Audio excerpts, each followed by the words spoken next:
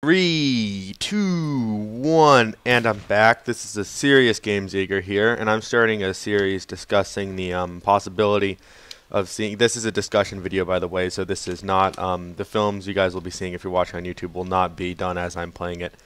But this is a new series. I'm starting to see the possibility of adding new nations into Verdun.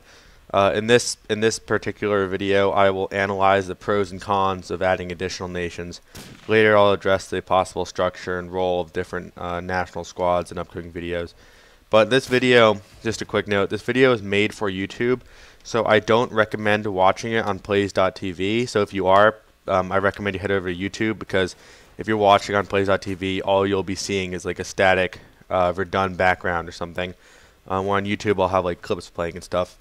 So firstly, what nations could we possibly see be added to Verdun? I mean, we already have the major players: Germany, France, Britain, United States, and of course the mightiest of them all, Belgium. However, I found myself in deep philosophical thought concerning the future of Verdun, and came up with the prospect of adding even more nations to the list. But one might ask, what nations would someone add? Would the devs add?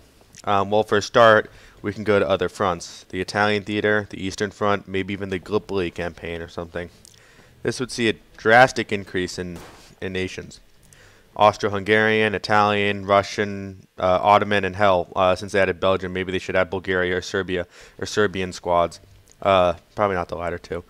So let's dive into this a little and first look at the cons of doing this. The largest problem would be the setting of Verdun.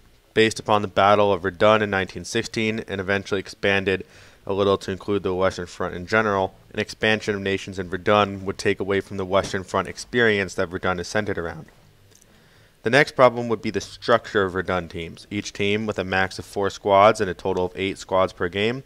A team in Verdun can have any type of squad on the side so long as the squad fits their respective team. For an example, the Central Powers cannot have French Chasseurs Alpins or American Marines on their side, etc. However, if new nations would be added under their respective sides, the realistic factor of the game might be broken.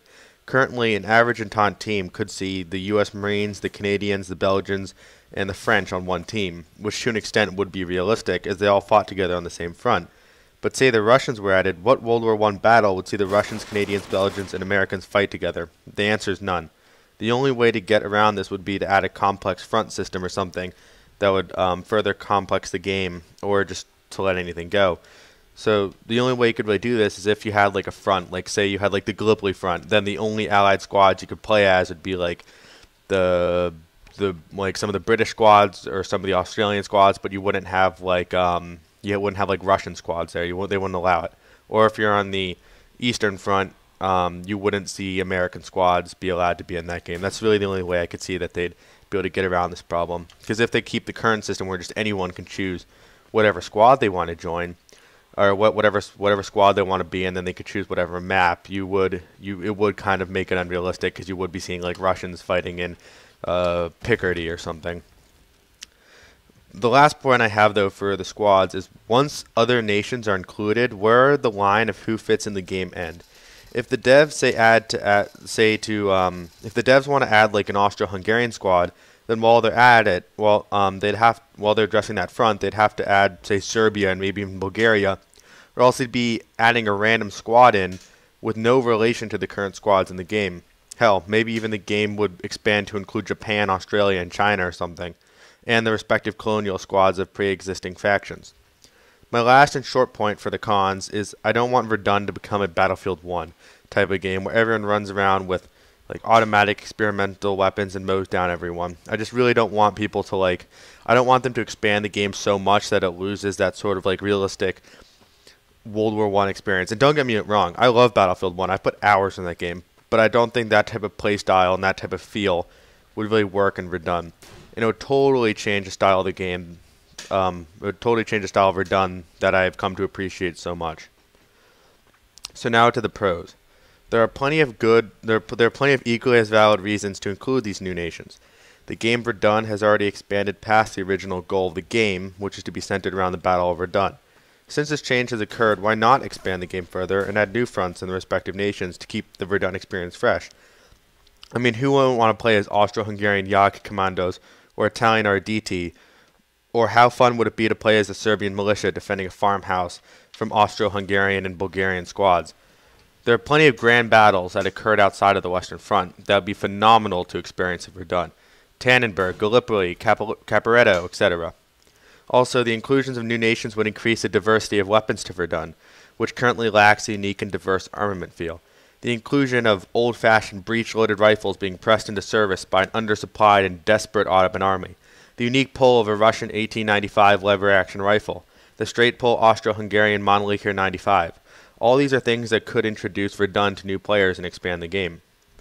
The final positive reason, and the most important to me, is geography.